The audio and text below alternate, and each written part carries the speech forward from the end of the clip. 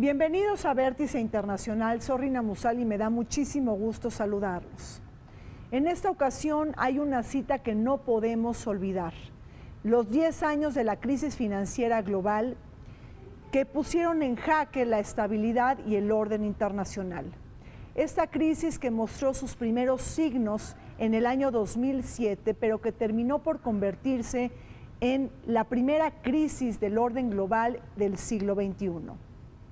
El día de hoy revisamos las claves y los aprendizajes de esta crisis financiera internacional, los atorones y los nudos de la gobernanza económica global, así como las perspectivas de crecimiento para la economía mundial en este año 2018.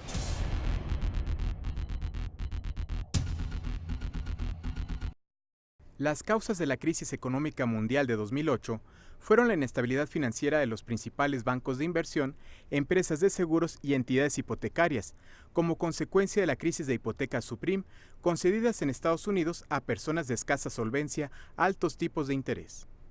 La afectación a la fuerte burbuja inmobiliaria provocó que el colapso de los mercados obligara a la Reserva Federal y al Banco Central Europeo a inyectar grandes cantidades de dinero y a bajar los tipos de rendimiento. Incluso, ante el desplome de las bolsas de valores de todo el mundo, la Unión Americana adoptó medidas radicalmente opuestas a sus políticas neoliberales, como la nacionalización de un amplio sector de la banca privada. A mediados de 2008, cifras del Fondo Monetario Internacional indicaban que la inflación se hallaba en sus puntos máximos en países exportadores de petróleo, debido al aumento de reservas de divisas extranjeras. Desde 2010, los países de la Unión Europea que adoptaron al euro como moneda única resintieron negativamente los efectos de la crisis económica mundial, con ataques especulativos sobre sus bonos públicos, así como turbulencias en sus mercados financieros y bursátiles. Tal dificultad comenzó con la difusión de rumores sobre el nivel de la deuda en Grecia y el riesgo de suspensión de pagos gubernamentales, haciéndose público que durante años se había gastado muy por encima de sus posibilidades. Con objeto de hacer frente a sus necesidades más urgentes, Grecia recibió apoyos económicos valuados en varios miles de millones de euros, situación que llevó a que países como Portugal, Irlanda, Italia y España también tuvieran que implementar ajustes a sus finanzas. Por su parte, ante el estancamiento del desarrollo mundial, la desaceleración económica en China y la recesión en la zona del euro, las exportaciones procedentes de América Latina y el Caribe disminuyeron considerablemente, ocasionando la pérdida de impulso en el crecimiento de la región. El mundo testigua el 10º aniversario de la crisis financiera mundial. Entre agosto del 2007 y septiembre del 2008, se sucedieron una serie de acontecimientos que desencadenaron la peor recesión económica desde el fin de la Segunda Guerra Mundial, entre ellos la caída de Lehman Brothers. En este tiempo y en este periodo de la historia se hicieron cuestionamientos sobre los cimientos y los pilares de la arquitectura financiera global, es decir, un sistema basado en la autorregulación y acompañado de una política monetaria laxa por parte de Estados Unidos que redujo las tasas de interés y que aumentó significativamente la demanda por vivienda con base en los créditos de escasa solvencia, las hipotecas subprime.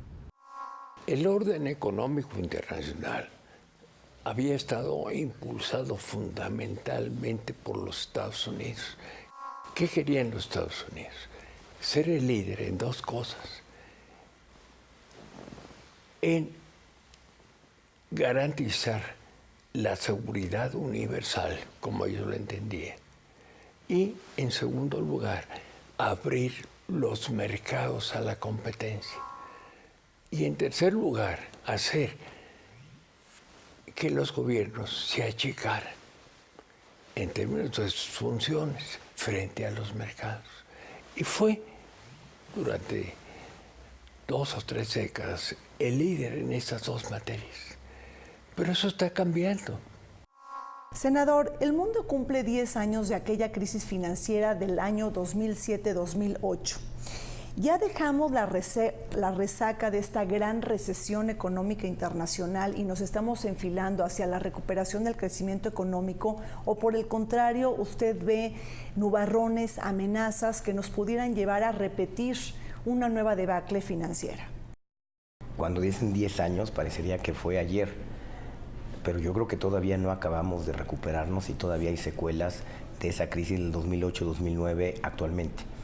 Por ejemplo, ¿no? la política monetaria de la Fed, del Banco Central de Estados Unidos, no acaba de normalizarse. Seguimos en un mundo de tasas de interés que estuvieron muy bajas ya casi por 10 años, y en este momento que empieza a normalizarse esa situación, pues vienen las presiones sobre el tipo de cambio, en fin, yo creo que es increíble, pero todavía seguimos padeciendo la resaca de la crisis del 2008-2009, que fue muy fuerte. En estos 10 años de la crisis se dieron diversos episodios. En varios momentos los organismos financieros manifestaron que ya se había superado la crisis, solo para rectificarse meses después y reconocer que todavía las tasas de crecimiento no respondían a lo esperado. ¿Qué habría pasado si se tratara del banco de inversión Lehman Sisters, Lehman y Hermanas? Probablemente si hubiera estado manejado por personas del sexo femenino, quizá se hubieran evitado muchos de los problemas que nos trajo la extrema avaricia, el apetito de lucro, el afán desregulador que desencadenaron la crisis hace 10 años. Lo más positivo que podemos decir, que yo que es ahorita el ambiente, ese ambiente que se vio en Davos, es que en general ya tardamos mucho en salir de la gran recesión de 2008, pero ya ahorita en el 2018, o sea, a 10 años, todo indica para el 2018 que toda, y subrayo, toda la economía mundial, con algunas excepciones importantes, van a mostrar tasas de crecimiento mayores. La proliferación de la incertidumbre y la necesidad de recapitalizar a las instituciones bancarias obligaron a desplegar el mayor rescate financiero de la historia bajo la presidencia de George W. Bush y las intervenciones del Banco Central Europeo. De cara a la insolvencia generalizada de los bancos y la caída de los precios de las acciones de todas las bolsas del mundo, se inyectaron enormes cantidades de dinero para proporcionar liquidez financiera y saldar cuentas sin programas claros para reactivar la economía real. La enorme desconfianza en el sistema económico y el bajo consumo conllevaron a una recesión de la economía que pronto favoreció una estela de programas de austeridad y recortes que aumentaron significativamente el desempleo, la pobreza y la desigualdad. Nosotros, copiando lo que se hace afuera, adoptamos una política en que Estado y mercado se peleaban. Y el Estado comenzó a ceder y cedió mucho, al extremo de permitir que la volatilidad de los mercados rigiera la suerte económica del país. Entonces, es clarísimo, no solo en México, en todas partes del mundo, que esta pugna entre Estado y mercado debe de terminar, que Estado y mercado deben trabajar juntos. ¿Para qué? Para acentuar el progreso y para garantizar mínimos de igualdad distributiva. Eso se requiere hacer aquí y en todos lados, o en muchos lados. Si uno hubiera dicho que en 2008, como en 1929, hay que dejar todo a las fuerzas del libre mercado, en 1929, si todo queda a las fuerzas del libre mercado, no salimos. Salimos en 29 porque Roosevelt introdujo su nuevo trato con una fuerte e ilustrada intervención del Estado para compensar las fallas del mercado. Si en el 2008 la Reserva Federal no inyecta fuertes cantidades de dinero para salir de la recesión o de la Gran Recesión, como lo hicieron algunos de los gobiernos, en que también los gobiernos introdujeron gastos en inversión, en infraestructura y demás. No puede esto quedar a manos del libre mercado, ¿no? Tiene que haber una intervención razonable, racional, juiciosa por parte del Estado. Ahora, senador, en estos 10 años la comunidad internacional ha podido atacar las grandes fallas de la gobernanza económica y financiera global. Por ejemplo, estamos corrigiendo este capitalismo desregulado que en gran parte o en gran medida nos llevó a padecer de esta crisis financiera internacional. Se tomaron medidas, sobre todo en la regulación y supervisión de los sistemas financieros. Hay que decirlo, México fue afectado como todo el mundo por la crisis, tuvimos una recesión del 6%, pero México fue el país que más rápido se recuperó y que retomó el crecimiento económico de manera muy notable. En el 2010 ya estábamos creciendo al 5% y el 2011 volvimos a crecer al 5%. Y en buena medida porque nosotros, desde la crisis del 95, habíamos hecho la tarea con respecto a la supervisión y regulación del sistema bancario mexicano.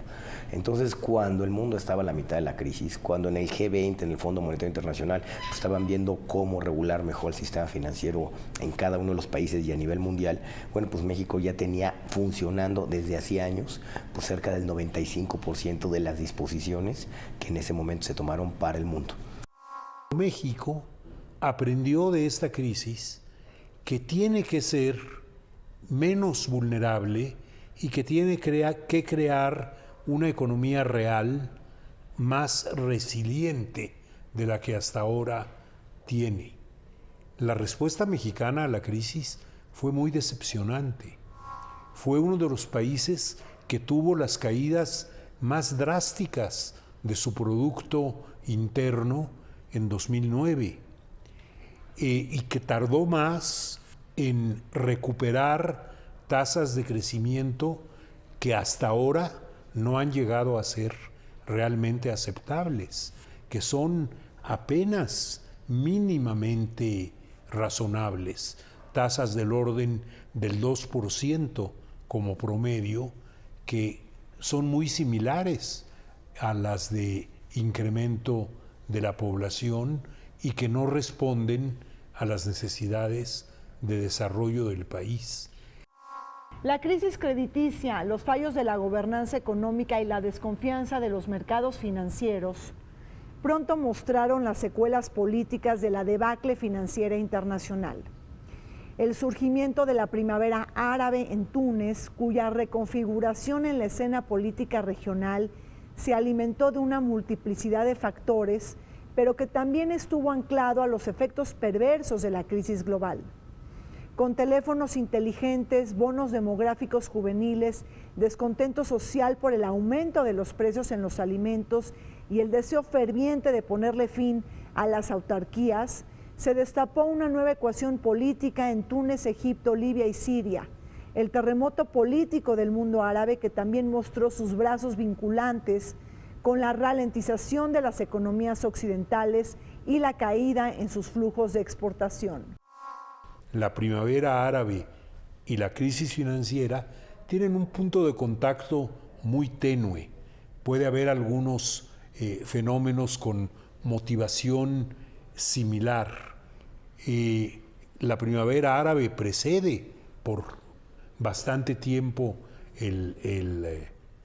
las manifestaciones de la crisis financiera y en muchos casos responde a situaciones nacionales muy localizadas, aunque se presentan en diversos países con algunas diferencias.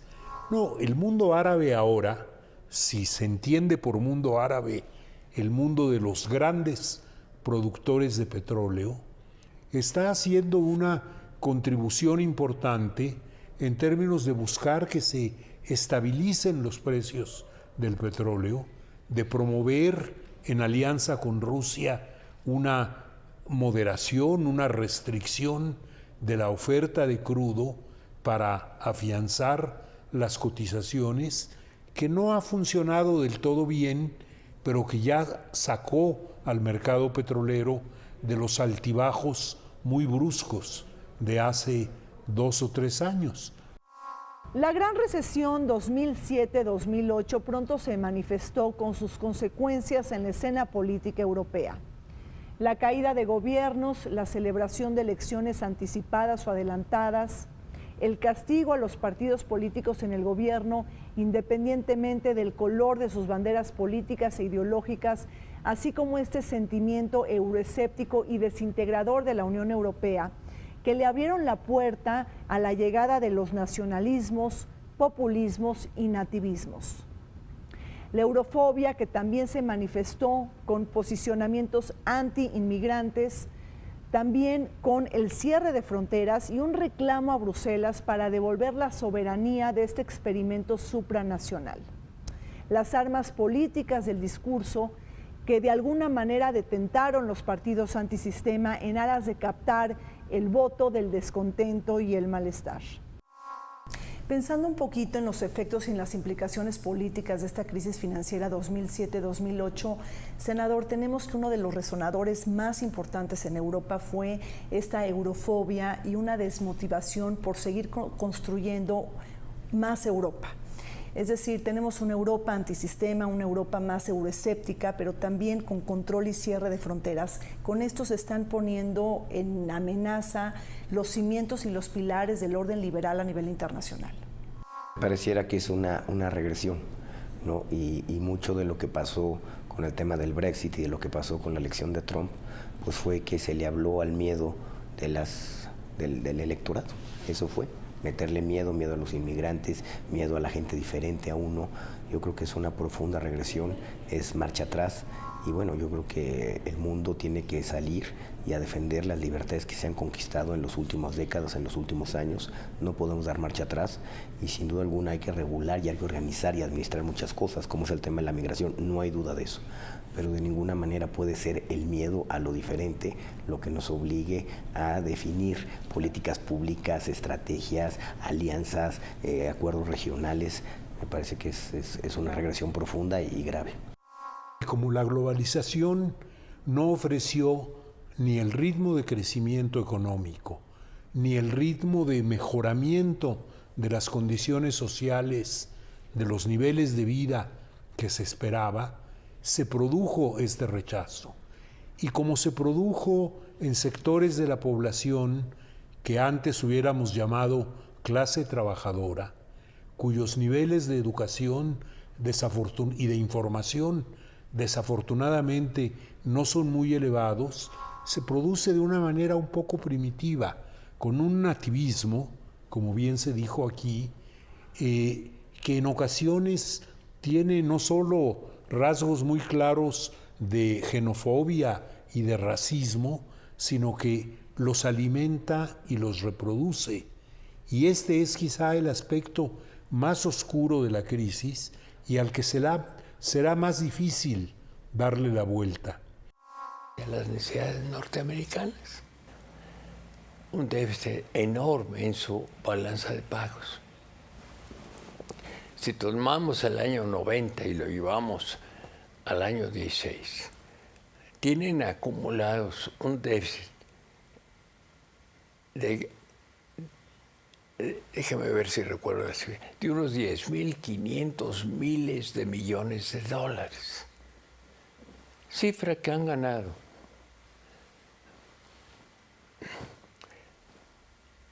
China, Alemania, Japón, en parte México. Bueno, ahí está. Esos enormes déficits no pueden continuar así. Y de ahí que la política norteamericana del señor Trump, por mal que nos caiga, va como objetivo fundamental al revisar el Tratado de Libre Comercio de América del Norte, al rehusar participar en el TPP y al pedir a los países que financien la seguridad, a otros países que financien con ellos la seguridad mundial, ¿qué está señalando? Que el orden económico internacional ya no se ajusta estrictamente a las necesidades norteamericanas.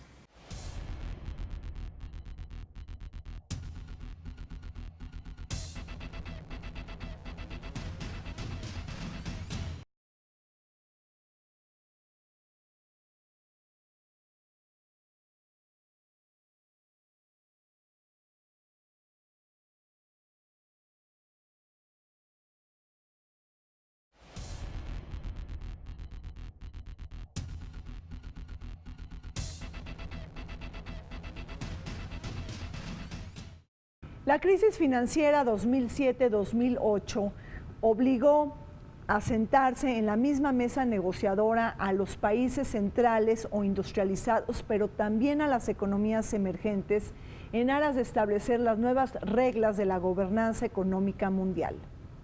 Y es que la multipolaridad se dejó sentir en las relaciones internacionales y en la toma de decisiones al aceptar que ningún país del mundo puede encarar por sí mismo los desafíos económicos a nivel internacional.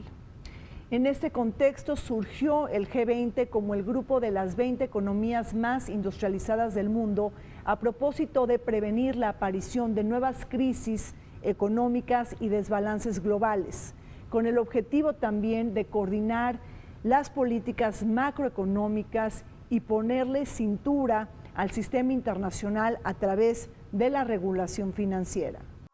Había que implicar a economías de gran tamaño, como China y la India, a economías emergentes importantes como Turquía, como Indonesia, como Brasil, como México, y el grupo de los 20 proporcionó esa mesa común. Y en los primeros años fue muy efectivo. Hubo medidas anticíclicas coordinadas entre este amplio conjunto de países. Y el hecho de que se haya debilitado a partir de 2005, por ejemplo, explica la recaída en la crisis y este segundo ramalazo que se sufrió entre 2009, 2011 y un poco más adelante. Pero el Grupo de los 20 es una institución clave en la nueva gobernanza mundial. El problema es que es un grupo que se designó a él mismo. Y entonces, en términos de legitimidad política internacional, hay un déficit. Era una reunión de los 20 países más grandes, de los cuales México es parte, en pleno derecho, y asistían originalmente el secretario de Hacienda o el ministro de Finanzas y el gobernador del Banco Central. Asistían 2 personas por cada uno de los países. Este esquema resultó muy efectivo, porque efectivamente lo que ahí se acordaba se llevaba a la práctica. Y bueno, pues se rediseñó una arquitectura para tomar acuerdos, la verdad que funcionó muy bien. Ante el éxito de esta mesa es que se decide invitar a los jefes de Estado, porque era un buen foro donde funcionaban muy bien las cosas. Ya después se le empezaron a colgar otros temas. Recuerdo con mucho orgullo, siendo secretario de Hacienda en aquellas reuniones del G20, pues los alemanes, los ingleses preocupados por nosotros, de cómo le íbamos a hacer nosotros para poner ese plan tan ambicioso de supervisión y regulación bancaria. Y yo les decía con mucha tranquilidad que más bien cómo le iban a hacer ellos, porque en mi país eso estaba funcionando desde hacía 5 o 6 años. Entonces, por eso México se recuperó tan pronto, porque nuestro sistema financiero no se contaminó, porque estuvo bien regulado y bien supervisado desde antes. Aprendimos nosotros la lección del 95 y México estaba en una mucho mejor condición. Un elemento fundamental del orden internacional es que las economías crezcan. Si las economías crecen, crece el comercio y se eliminan tensiones. Entonces, tenemos que seguir por este ritmo de crecimiento que estamos logrando. Sí necesitamos mantener un orden, un sistema de apertura comercial, no dogmático, no total, pero que tampoco haya demasiadas excepciones y restricciones y salvaguardias. Pero sí que en términos generales haya un cierto movimiento de apertura que se refiere, por cierto, al comercio y también a los movimientos de capital. Que eso, por cierto, uno de los elementos más importantes del Tratado de Libre Comercio Mexicano es que el impulso que significa esta certidumbre para la inversión extranjera. Con la debacle financiera de hace una década también surgieron voces críticas y más discrepantes en torno al proceso de la globalización y el modelo neoliberal. Tal y como lo señala Joseph Stiglitz, la precariedad o la inexistencia de la regulación provocó la crisis y la especulación. No se trató solamente de una deficiente coordinación internacional, sino de la necesidad de rediseñar los pilares de un nuevo sistema de regulación. El fundamentalismo del mercado ligado estrechamente a la fuerza de la globalización que apoya la liberalización financiera y la apertura de mercados, que entró en crisis al pedir ayuda al Estado, socializando los costos de la irresponsabilidad hacia los ciudadanos. Fue la crisis financiera del 2007-2008 la que desnudó las contradicciones de la globalización y su proceso incompleto, asimétrico y profundamente desigualador. Ya están periclitados, ya están viejos, los viejos esquemas, aquellos que simplemente podíamos copiar de fuera. Los términos en que se daban en otros países la globalización, la competencia, etc. Y eso ha traído consigo dos problemas que tenemos que atender. Uno, concentrar exageradamente la distribución del ingreso. Y segundo, admitir una terrible y dañosa volatilidad en los mercados. Esas dos cuestiones las tenemos que atemperar y tenemos con las elecciones la posibilidad de tomar caminos propios, no caminos copiados. Hay que darle su revisadita a todos los organismos internacionales, ¿eh? Todos han hecho aguas por distintos lados y no pueden ni el Fondo Monetario, ni el Banco Mundial, ni la OMC, ni la parte económica de la ONU puede decir que todo está bien y que todo está perfecto y que todo ha funcionado muy bien. Yo creo que hay que introducir ahí cambios. Y yo creo que lo que está empezando a ocurrir, lo vimos en Davos, es que hay elementos sociales. ¿Cuáles son las causas de estos problemas que se vieron en Brexit, que se vieron en el caso de Estados Unidos y otros países, y nos puede llegar a nosotros el problema de la terrible desigualdad, ¿sí?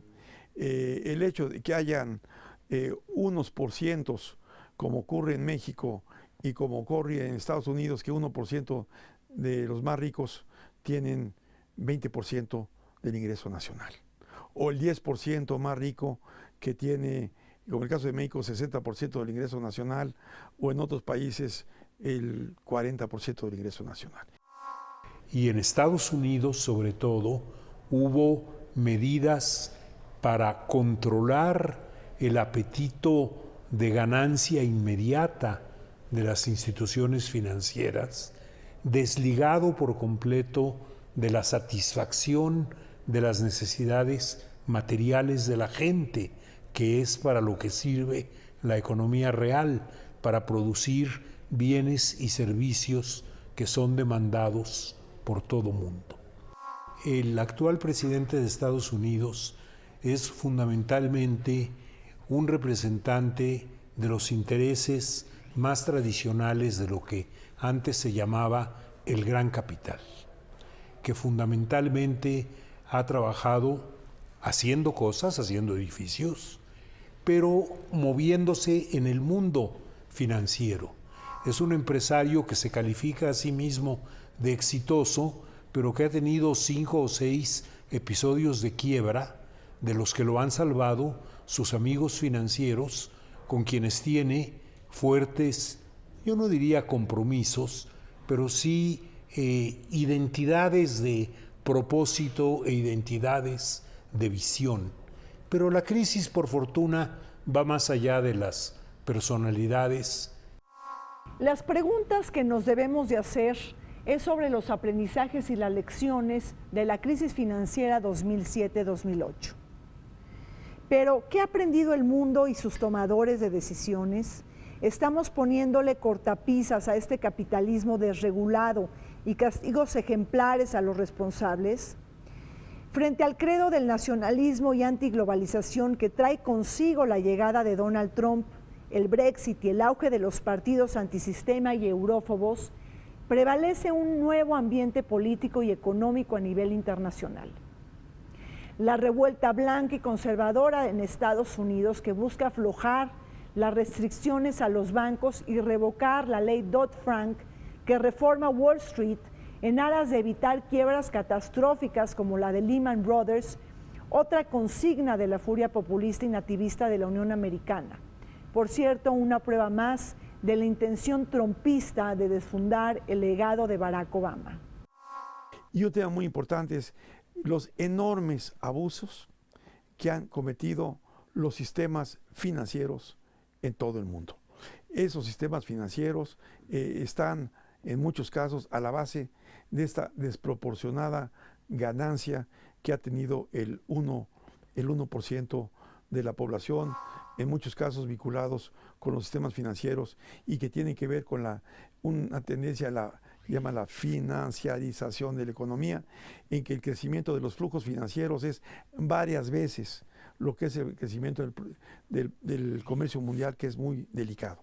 Los sistemas financieros tienen que mantenerse bajo una muy estrecha vigilancia, porque finalmente es el talón de Aquiles de esta recuperación.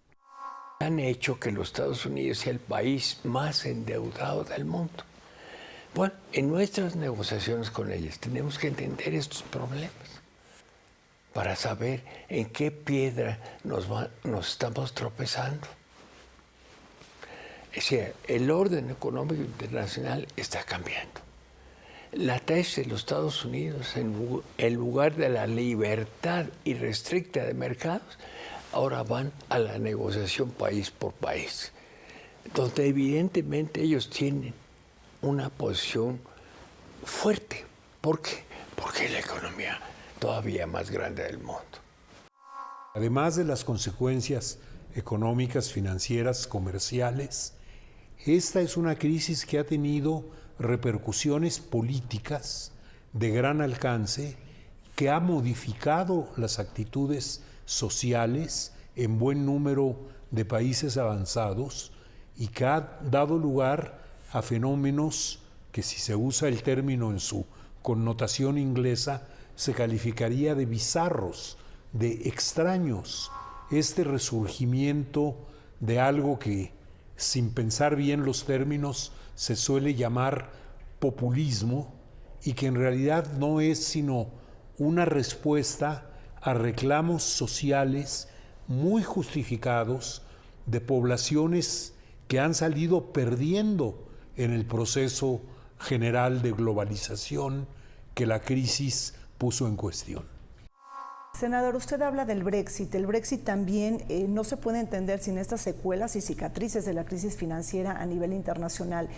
Es decir, este grito nativista y más localista que se conjuntó con los perdedores y los olvidados de la globalización. Es decir, cómo juega todo el tema de la globalización pues en esta gobernanza económica global, y también como uno de los principales motivadores de la debacle hace 10 años.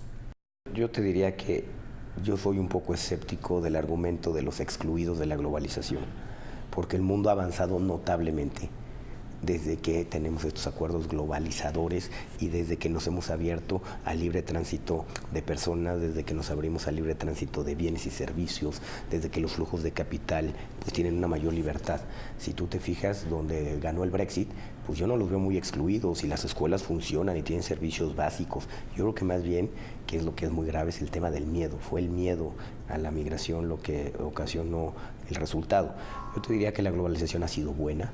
Los indicadores económicos del mundo han mejorado desde que tenemos pues este acuerdo de liberalismo económico que hoy tenemos. Por supuesto que hay que regularlo y hay que arreglarlo, pero yo diría que no hay sociedad que no se haya visto beneficiada en todo esto. Yo creo que eso es, por supuesto, muy importante, y hay que defender estas decisiones que se tomaron, la libertad económica, hay que defenderla, no hay que darla por sentado, porque pues cualquier chico rato llega cualquier loco y lo echa para atrás en el mundo y en México.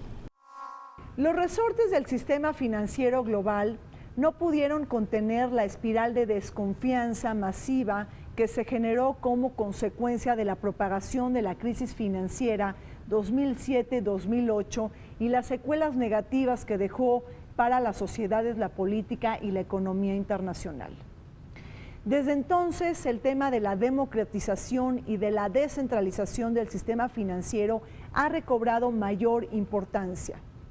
Quizá una manera de atajarlo es a través de encontrar nuevas soluciones o alternativas tecnológicas como el blockchain o la llamada bloque en cadena que utilizan, por ejemplo, las monedas virtuales o las criptomonedas. En otras palabras, depositar la confianza en sistemas científicos y códigos matemáticos en aras de trascender intermediarios y a los bancos centrales. Yo tengo la impresión de entrada que sería un error pensar que los algoritmos pueden manejar los mercados financieros mejor que las personas, entre otras cosas porque los algoritmos son construidos por personas. Cuando en algún momento del futuro haya algoritmos que puedan mejorarse a sí mismos por ellos mismos, quién sabe qué va a ocurrir. Al sistema financiero no se le pide, yo diría, democratizarse. Se le pide eficacia y un uso adecuado de los recursos. El problema es que los recursos alimentan los circuitos financieros y alimentan la generación de ganancias en un mundo completamente desconectado de la producción material.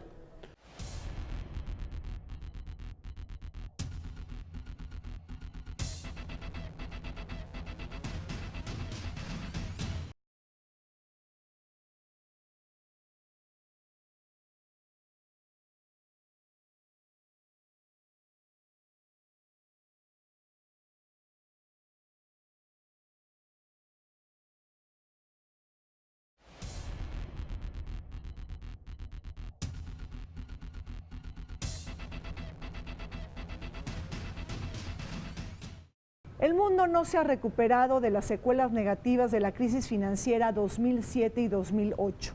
Las cicatrices todavía están presentes, pese a que ha habido enormes esfuerzos para incrementar los colchones o los márgenes de capitalización de los bancos, y cuando ha surgido un nuevo consenso en la comunidad internacional de practicar las normas de Basilea III y de realizar otras actividades para regular el sistema financiero internacional.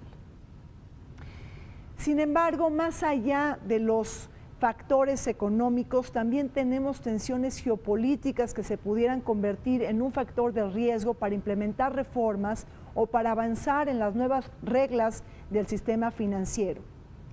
Resulta sumamente difícil apostarle a un multilateralismo económico y financiero cuando Estados Unidos ha dejado de ser el orden garante del liberalismo económico y de la apertura de las economías, y sobre todo cuando Donald Trump tiene el interés de aplicar una carta de defunción a Basilea III. El presidente Trump, pues sabemos que pues tiene muchas lagunas en su preparación y en el conocimiento de cómo funciona el mundo, y el tema de los mercados financieros no es la excepción, y hay que recordar su trayectoria cuando él fue empresario y cómo se condujo y con qué ética se condujo cuando fue empresario, y bueno, la verdad deja mucho que desear. Entonces no, deberíamos de estar preparados para eso. Yo creo que sería un error dar marcha atrás a todo lo que se avanzó después de la crisis del 2009 en temas de regulación de los sistemas financieros internacionales.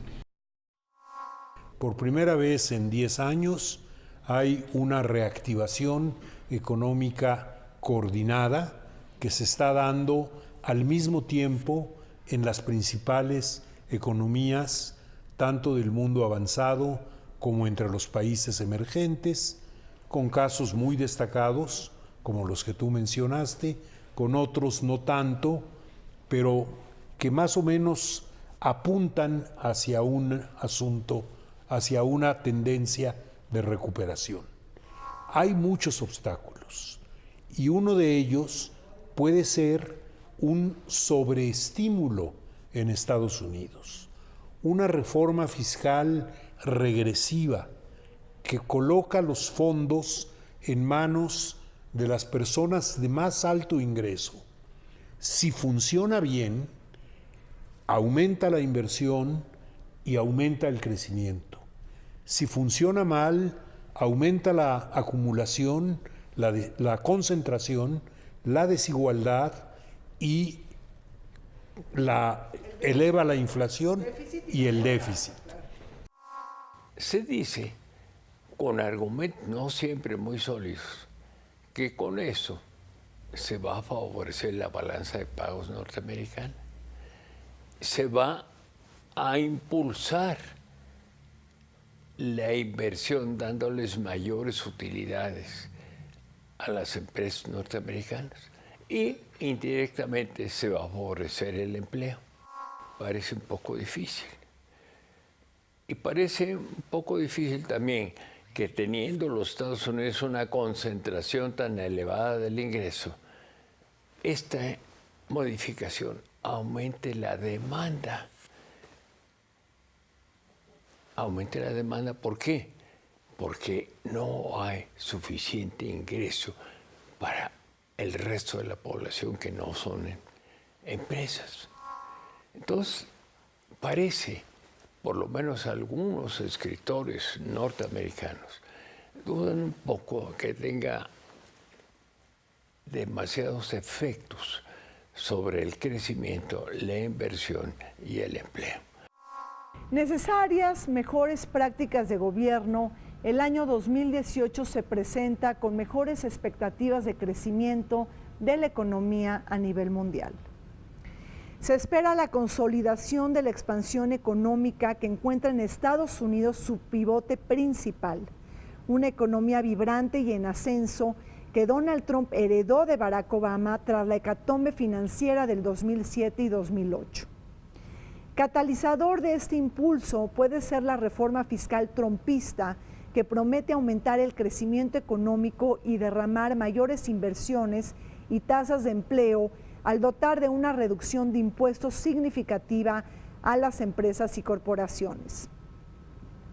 Sin embargo, sus detractores advierten sobre la propagación del déficit fiscal y la deuda externa, así como los recortes a programas sociales que desfavorecerán a la clase media y trabajadora, ensanchando, por cierto, la brecha de desigualdad.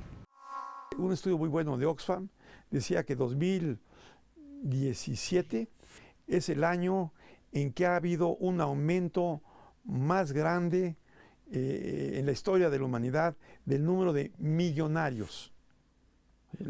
Creo que surge 2 millonarios nuevos cada 2 días, o cada día. Okay. Bueno, eso cifras terribles. Temas como la desigualdad y la pobreza, que no son exactamente lo mismo, tienen que atacarse. Pero ya me preocupa mucho la desigualdad como un tema, porque lo que provoca las revoluciones electorales o de violencia es a veces más la desigualdad que la pobreza. Que las economías vuelvan a crecer a un ritmo razonable va a ser menos complicado que, por ejemplo, contrarrestar la enorme desigualdad que creció con la crisis y que es ahora, tanto en el mundo desarrollado como entre nosotros, los países emergentes o en desarrollo, un ancla, un obstáculo importante para recuperar un mejor funcionamiento de las economías.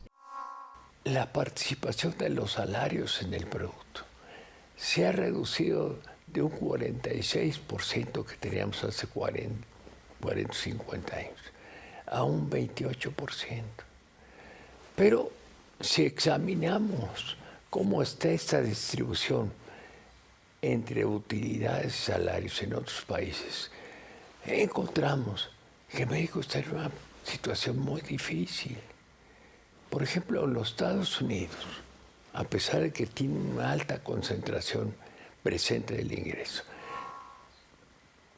los salarios representan casi el 60% del producto, y ahí se han situado desde hace mucho tiempo.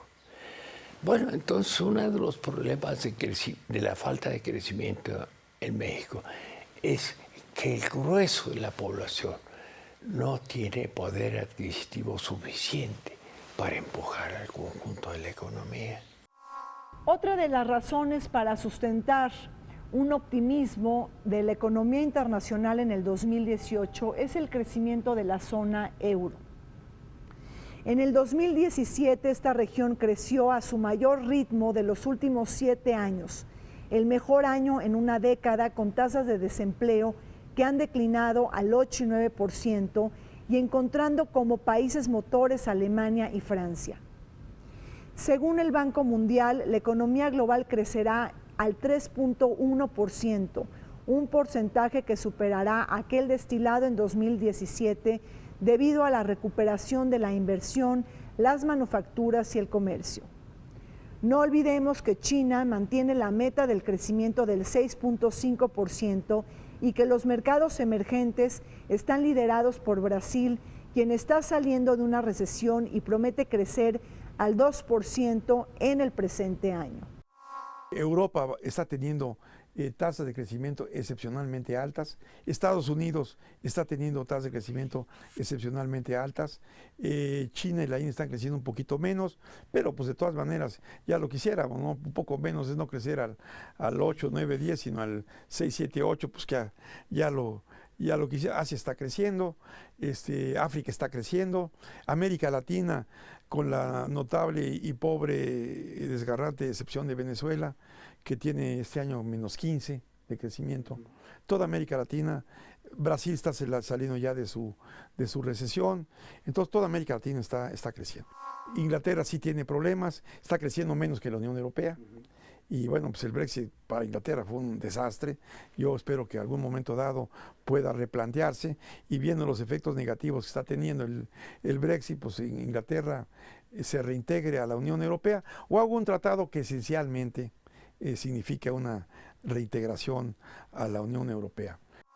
Por ejemplo, fue el primer año desde 2007, 10 años antes, en que la Unión Europea creció por encima de los niveles de 2006-2007. Fue el año en que realmente le dio la vuelta a la esquina de la crisis. En México seguimos en promedio creciendo por debajo del crecimiento promedio anterior a la crisis. ¿Cuáles son las perspectivas de la economía mundial en el 2018? Vemos mejores cifras, mejores datos, una Unión Europea que en el 2017 crece mucho más que en los últimos años, el crecimiento económico en Estados Unidos, una reforma tributaria, pero también ahí hay amenazas, por ejemplo, geopolíticas, el caso con Corea del Norte, o quizá una desaceleración brusca de China, o bien las turbulencias de las criptomonedas. ¿Qué piensa? Yo creo que no puede...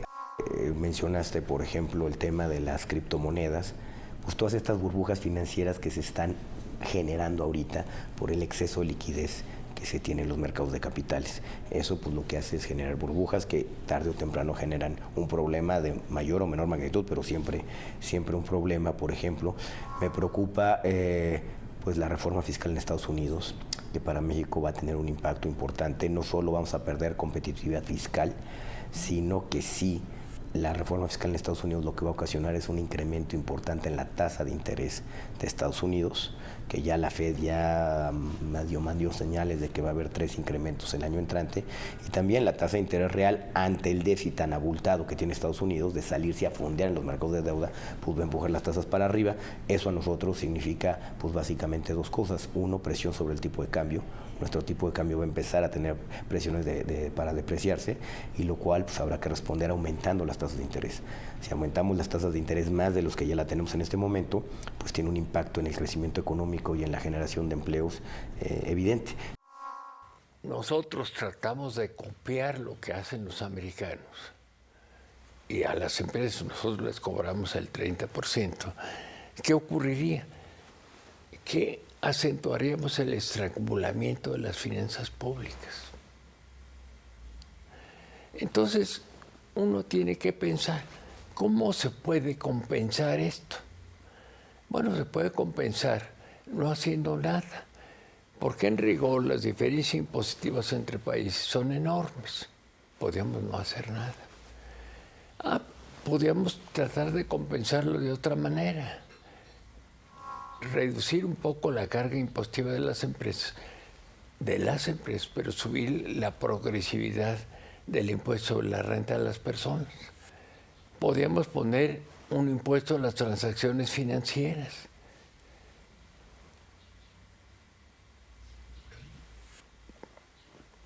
En que por supuesto resistirían los bancos y muchos sectores económicos. Podríamos hacer otra cosa. Generalizar el IVA. a pesar de que la generalización del IVA tendría efectos notorios en la regresividad del sistema impositivo mexicano. Es decir, la carga se acentuaría sobre los estratos de menor ingreso. Otra estrella promisoria del crecimiento económico mundial pudiera ser la India en este 2018. El Fondo Monetario Internacional ha establecido un pronóstico positivo para esta economía, quizá un crecimiento que llegue al 7.5%, en contraste con un menor desempeño de la economía china. Esto representa una gran oportunidad para México y muchos países de América Latina que han buscado vincularse más al nodo geopolítico y económico de China. Hay que recordar que la India está sustentando el mayor crecimiento de las economías emergentes y también de las potencias centrales, así como su población crece más, además de tener una enorme disponibilidad y habilidad para hacer negocios gracias a la utilización del idioma inglés.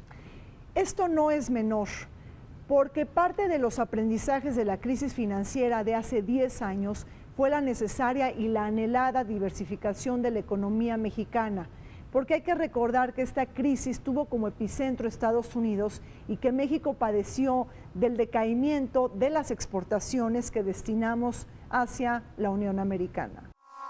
Que en esta campaña electoral el pueblo, los electores decidan en función de programas de gobierno que señalen el grado de autonomía que vamos a tener en las decisiones y que señalen también cómo podemos equilibrar los términos de esta economía. El otro extremo de la protección a la población, mejorar y abrir los accesos a la protección social, fundamentalmente en salud y educación. Esas son las dos cosas que socialmente México tiene que empezar a instrumentar y que están íntimamente vinculadas a la salud de las finanzas públicas. Esto no quiere decir que el gasto público no se tenga que revisar, que haya necesidad imperiosa de evitar desperdicios, pero esas son necesidades que tienen que ver con la sociedad y con el crecimiento. Los factores objetivos detrás, lo que algunos llamarían los fundamentales, también cambiaron mucho. Lo que la crisis enseñó a todo mundo es que los sistemas financieros no deben divorciarse en la medida en que lo han hecho de los sistemas productivos. Como dicen los economistas, que la economía financiera no puede desligarse de la economía real en la medida en que lo hizo al principio de la crisis, 2009, 2010, 2008 incluso, y en la forma en que se vino desarrollando después. Por eso una de las grandes respuestas a la crisis fue volver a fortalecer la regulación financiera, que se había dejado demasiado laxa. Están habiendo acuerdos que significan avanzar en un sistema, son sistemas regionales, pero finalmente de comercio, y eso se ve como positivo, ¿no? Por supuesto, pues el incógnita es NAFTA, y efectivamente que el señor Trump no, en alguna de esas mañanas malas que tiene, no decida que quiere ponerle aranceles o prohibiciones o cuotas a China, o quiere ponernos aranceles o cuotas a nosotros, y que en un momento dado pues comienza a haber en algunas zonas importantes del mundo una guerras comerciales. Ese riesgo siempre existe, porque en el que de alguna manera, una especie de garante o cogarante del nuevo orden internacional de la posguerra, que es Estados Unidos, pues ya no es garante. No aprendemos la lección. No aprendemos la lección, y el escenario financiero internacional de un exceso de liquidez, está todo el mundo muy líquido, eso lo que genera son burbujas en los activos financieros que nos pueden llevar de nuevo a otro gran susto. Yo creo que no del tamaño del 2009, claro, porque fue algo inédito y la peor crisis que hemos enfrentado, pero sin duda alguna yo creo que no estamos exentos de riesgos, sobre todo por por esta acumulación de burbujas en los mercados financieros. Entonces yo sí veo que 2018 y 2019 van a ser años con poco crecimiento económico, desaceleración, no creo que una recesión, pero sí complejos, y con un entorno muy volátil, muy complicado, y donde pues sí vamos a necesitar conducción experta para no equivocarnos. Llegamos al fin de Vértice Internacional, se nos acabó el tiempo. Soy Rina Musali. Como siempre, les pido que nos acompañen todos los martes a las 21 horas y en sábado la repetición a las 19 horas. Vértice Internacional, un programa para todos aquellos que les gusta vivir sin fronteras.